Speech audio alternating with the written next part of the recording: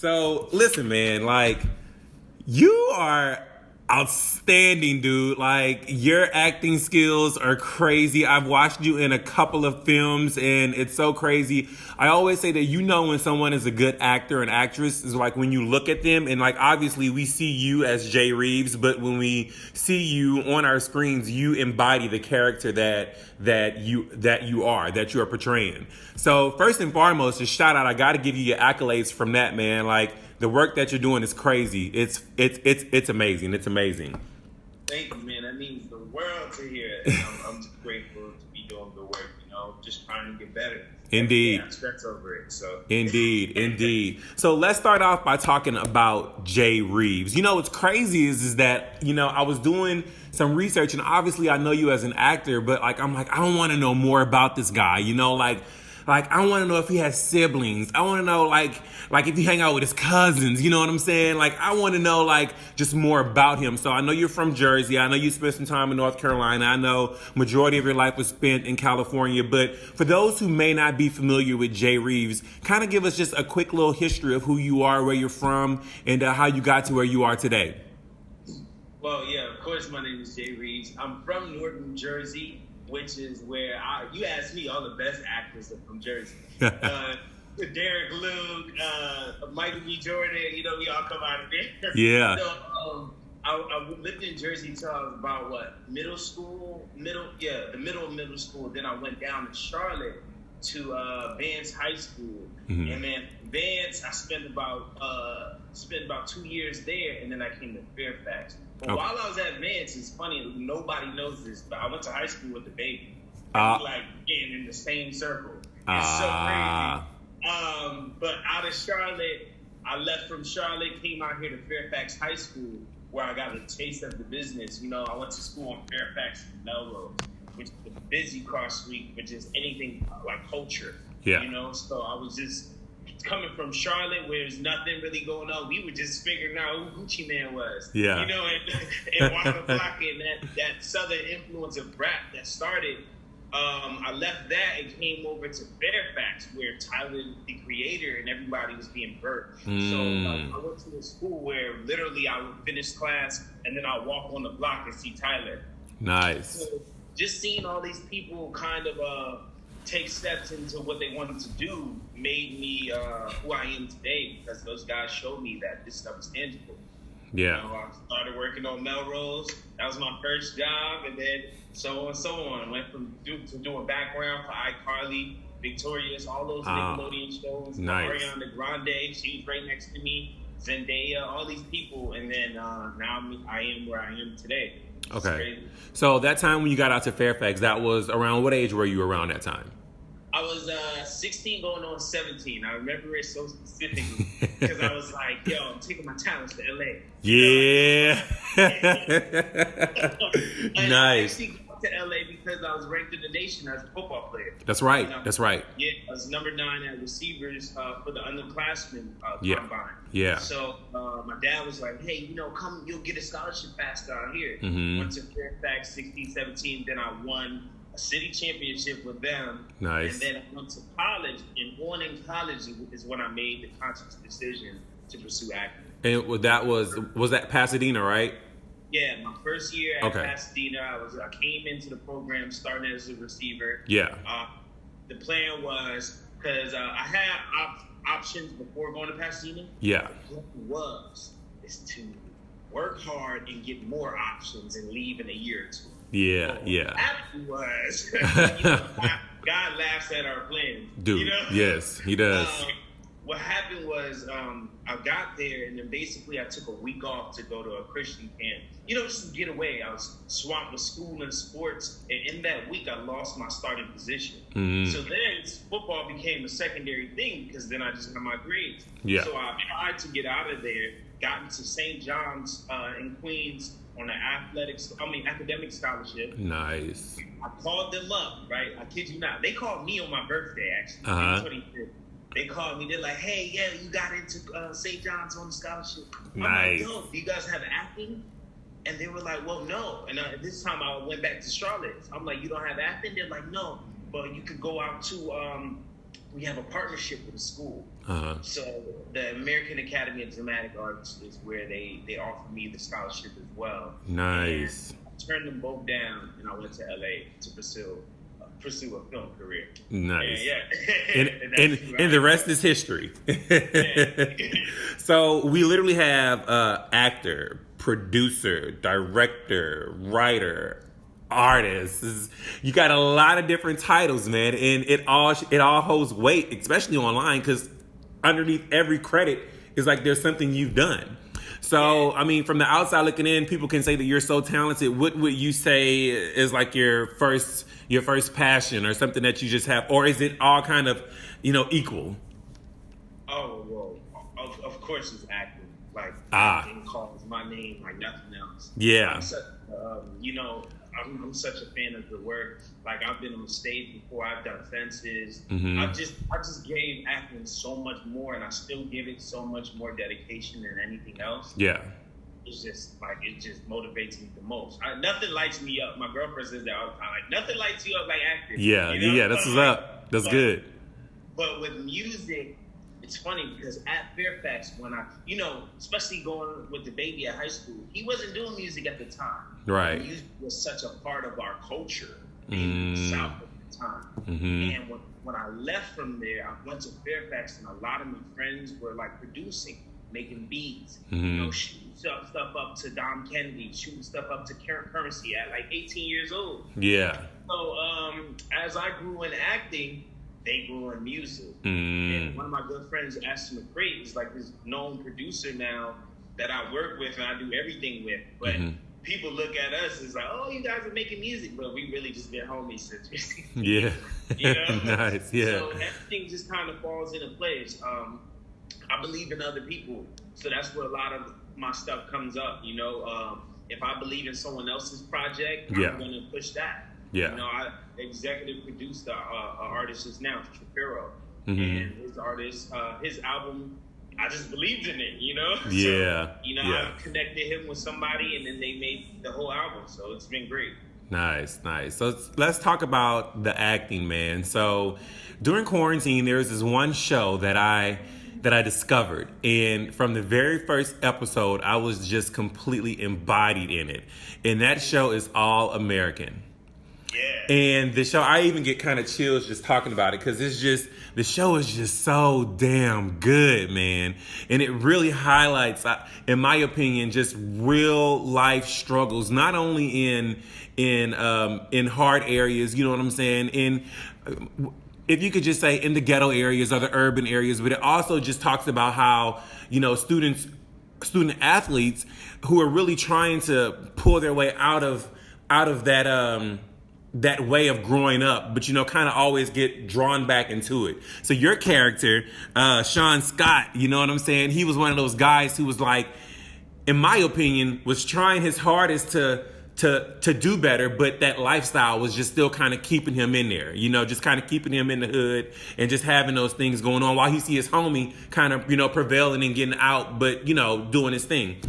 You really did an amazing job in that role. And you hurt our hearts when you got killed, man, in the first season, because there was so much more that could have been done with that character. So much more, but it just goes to show how sometimes you have to get in, do the job, and then, go on and just, the rest is history, right?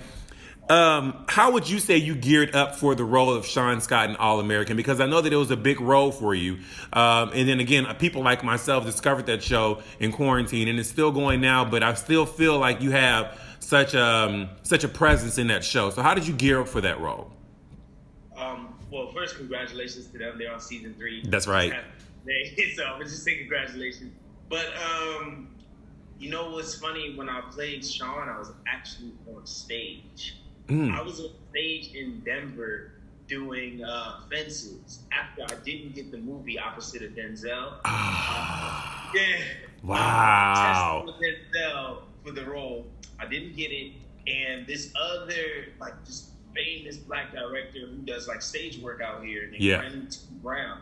Brandon calls me up and he's like, hey, I'm building this Fences play. I want you a part of it. It was in Denver. So I ain't had no work. Yeah. So I took it, and while I was on stage, we were 3 days to opening. All American calls, hey, we need you to shoot your scenes. First episode. Wow.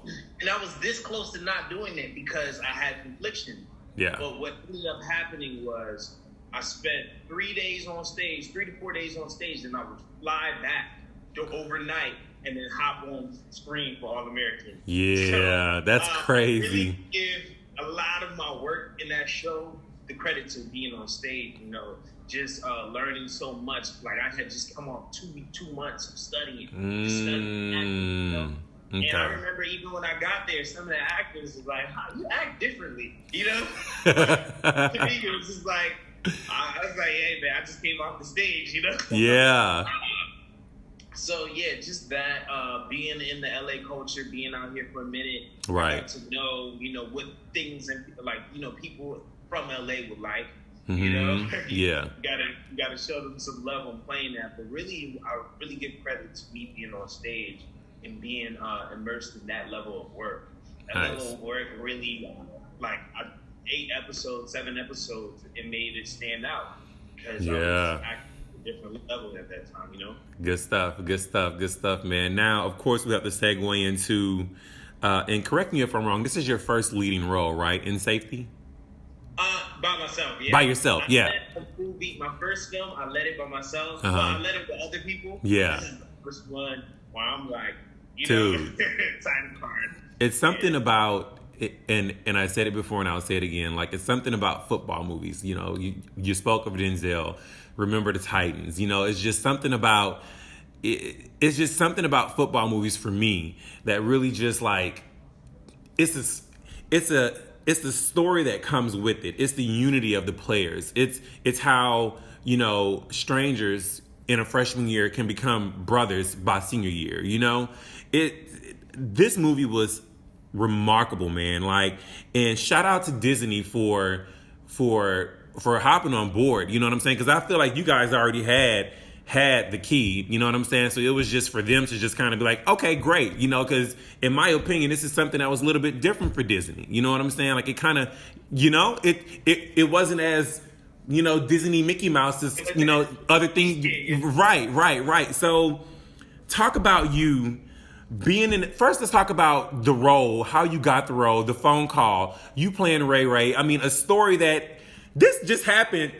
I mean, Ray Ray is my time. You know what I'm saying? So, like, I mean, I had just graduated high school 2005. Everyone knew about Ray Ray and his brother, you know what I'm saying, for Clemson and what the organization with the NCAA was doing for them. So, how was that for you, man, receiving a call, you know, to play someone who is alive and well, who was on set, who could teach you and tell you how to do things? How was that for you?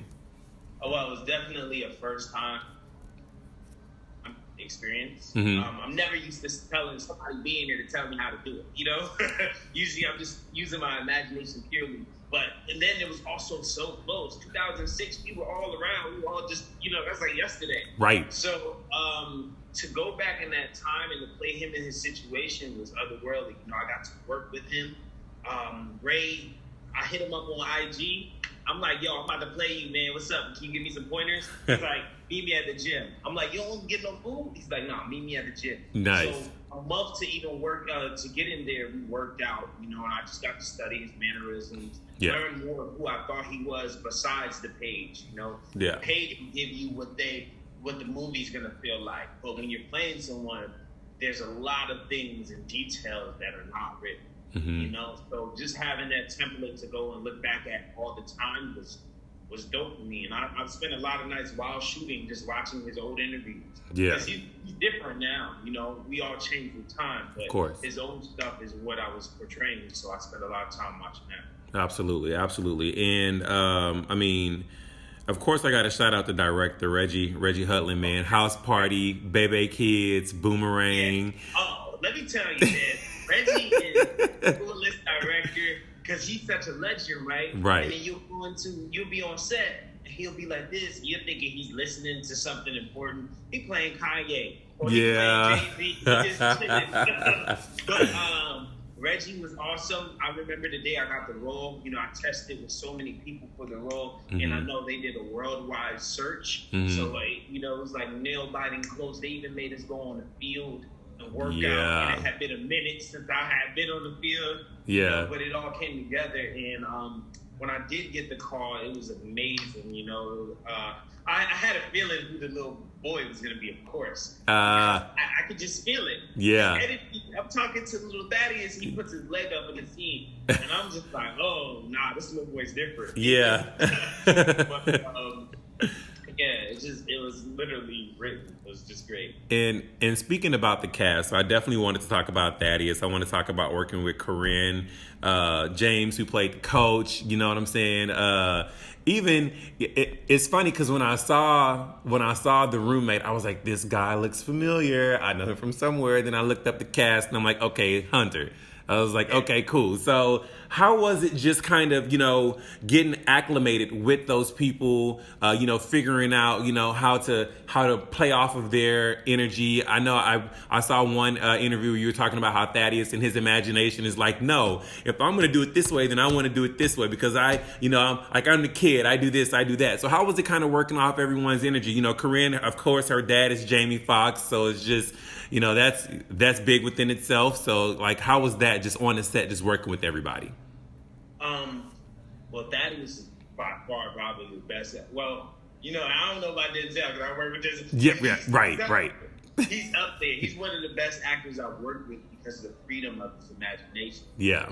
Being a child, he'll give me so much and I just have to use it. Yeah. If you're invested in the scene, he'll do something that only 11-year-old or 12-year-old would do. Yeah. But it makes sense, Yeah. Even whether it's written or not. So just him, he allowed me to explore more in the world and be more free in the world. Mm-hmm. And that's something I think all kids have over us as adults who forget how to imagine. True. But with Hunter and Corinne and the whole cast, they were great. We spent a lot of time just hanging out and getting to know each other. Mm-hmm. Corinne, there's all these big nerds when you acting opposite of Jamie Foxx's daughter. Yeah, I'd imagine. Not only is she Jamie Foxx's daughter, but you have a feeling like, oh my gosh, she might not watch this movie, That doesn't happen every day. Right. People watch your stuff. But she was great ever since day one. When I was testing for these roles, I had feelings because these people would just click. Yeah. In the audition room. Hunter, I saw him outside before we even went in for the test. Wow. He came up to me. He said, yo, you playing Ray Ray? I'm like, yo, back up, dude. I didn't know him at this time. I'm like, yo, back up. He's like, oh, I'm playing Hunter. I'm like, you kind of buff. He's like, yeah, I'm going to get it together. Yeah. All that weight just to play the role. But, everybody was great, man. Yeah. Had a lot of fun. It seemed like it was a good time. I saw that you guys were filming from like July of 2019 until like September 2020. So going from like not being in the pandemic to like segueing into a whole pandemic, and I'd imagine things kind of changed on set. So the fact that you guys can kind of stay detached from the outside world and what was going on and still embody those characters, it really says a lot about you all. Yeah. No, we definitely did what we needed to do. Indeed. And we actually finished at a good pace. Good. I knew going into this thing, Denzel says it all the time, it's all about money. This whole business is about money. Yeah. So my job as the artist, I wanted to be sure I wasn't wasting no money. Right. Especially leading this movie. Right. So my main goal was to do the work and do it well and let everybody leave without having anything to do. For sure. Absolutely. And last but not least, in reference to the movie, I just really want to touch on emotional scenes. I made notes of a couple of scenes. Of course, when Ray Ray's mom Tanya had to sign over her rights. The guys coming up behind you, when you were out there on the line running those drills by yourself, and it was that emotional moment where like, well, we all knew that Faye was on campus with him, so we're gonna stand here as brothers and we're gonna run with him. Those type of things really, for me, was just like, oh, here's a moment. I'm not gonna cry, but I feel like I want to, I mean, obviously you're an actor, so it's like, I would think that it's easy for you to kind of cut those emotions on and cut them off and whatnot like that. But especially when Tanya was signing over her rights. What in that scene, where did you go to? Who was on set? Like, did Ray Ray say this is how it happened? I want to know. I got to know because it was so damn realistic. I want to know. I'm telling you, man. Like, I'm a grown ass man, and I was like, damn. That's so bad. No one ever really asked me that. Dude, it was a great scene. It was like a pivotal moment in a scene where you really see Ray like, okay, like I've always been a big brother. I've always been a leading male figure in my little brother's life. You know, I mean, and for me, it touched home because I have a big brother who's 7 years older than me. And I mean, our parents have always been there, but still, he's always been that leading character in my life. I wouldn't have went to school if he had went to school. I wouldn't have graduated if he didn't graduate. I wouldn't have did this if he didn't did this. So like for me, seeing that scene where like a big brother, no, this is what I got to do. It was big. So tell me about that scene, man. Tell me about that. Well, you know, it's funny. That scene in the courtroom scene, you know, the biggest scenes. Yeah. Anticipated in the movie, you know, and the scene, of course, when we're running down the field 8 minutes. Yeah. See, me as the artist, those are the ones that I had mentally prepared for and actually got to. I'm just grateful to God that I was able to feel and not have to act in those moments. You know, I put myself in the position of Ray that day specifically. You know, going into that mom scene. The Reggie is so dope because it's such a good vibe on set. But those days, he would make sure it's right. The atmosphere is where it needed to be, which doesn't happen a lot in film. You know, they expect you to just be the switch all the time. You know, but it does help when people create the atmosphere, and that's how you know a good production or a good director. Yeah. So he put me in the position. And then when I went to work off Amanda, oh my gosh, she gives so much, which is the best thing an actor can do. Yeah. You know, you give to people so they can use it, and then it makes you the whole scene better. Right, you know? right. She gave me so much that, like, you know, even the part where I'm like, yo, can I have a hug? That was me. Yeah. You know, that was me really breaking down. Wow. Being Ray in that position. Yeah. Because you ask your mom for something that's so hard for independence at such a young age. Yeah, man. But not only for you, but for your little brother. So just being able to go there and deal with that. Yeah. Facing your greatest fear right in front of you. Yeah. You can't run away. You can't hide. Because that's what the camera wants. Right, You know, right. it's so easy for us to be crying and feeling and go like this and crying to the side. Yeah. But that was a new level of vulnerability for me. Especially that one that was captured. Yeah, you know? Yeah, for sure. You could tell it was a raw moment. You know, it was one of those that I was like, all right, this is it. So in closing, I just have 2 more questions for you. One for sure is, I mean, obviously you want people to take away this story of Ray and Faith from Safety. Is there anything else that you want people to take away from this movie, just in general? Yeah, of course. It's definitely hope. I want people, you know, it's a tough time. We were just talking about the inauguration, how the world is where it is. I want people to still feel that sense of hope. Yeah. You know, Disney did such a great job when we were younger, just giving us hope in these movies. Right. Disney, you know, was something I would turn on when I was afraid. Right, you know, true. It gave me hope. Yeah. You know what I mean? It's just such a great world that they displayed. Yeah. And I want people to realize that we are living in that world. You know? Yeah. So absolutely. Definitely hope. Nice. And last but not least, man, what else can we expect from Jay Reeves, dude? I know you have some stuff that's going on. You know, if you want to, you can definitely give BLEU a good old exclusive if you want to, if it's on your heart.